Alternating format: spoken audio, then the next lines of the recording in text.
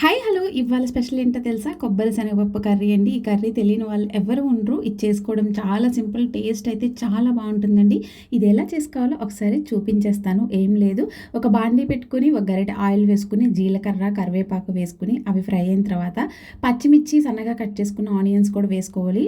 ఇవి ఫ్రై అయ్యే లోపల మనం ఏం చేయాలంటే కొంచెం కొబ్బరి తీసుకుని దాన్ని మిక్సీ జార్లో వేసి పొడి పొడిలాడే విధంగా అయితే మిక్సీ పట్టి పక్కన పెట్టుకోండి.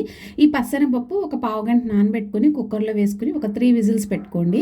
ఈ విధంగా ఉడికితే సరిపోతుంది. సో ఈలోపు ఏంటంటే మనకి ఆనియన్స్ చక్కగా ఫ్రై అయిపోయినాయి. ఇప్పుడు మనం ఉడికించుకున్న పచ్చిశనగపప్పును కూడా వేసేసి ఒక్కసారి మిక్స్ చేసుకున్న తర్వాత ఒక పావు టీ స్పూన్ అల్లం వెల్లిపాయల పేస్ట్ కూడా వేసేసుకుని కొంచెం పచ్చివాసన పోయే వరకు ఫ్రై చేసుకోవాలి. అలా ఫ్రై అయిన తర్వాత నెక్స్ట్ కొంచెం సరిపడా సాల్ట్, కొంచెం కారం వేసుకోవాలి. మనం పచ్చిమిర్చి కూడా వేసాం కాబట్టి ఒక హాఫ్ టీ స్పూన్ కారం అయితే సరిపోతుందండి. ఇప్పుడు మూత పెట్టుకోవాలి. మూత పెట్టుకుని ఒక 2 మినిట్స్ సిమ్లో పెట్టుకుంటే లైట్గా ఆయిల్ అనేది పైకి వస్తుంది. ఇప్పుడు ఒకసారి మిక్సీ చేసుకుని మనం ముందుగా మిక్సీ చేసుకున్న కొబ్బరిని కూడా వేసేసుకోవాలి. వేసేసుకుని బాగా మిక్స్ చేసుకోవాలండి.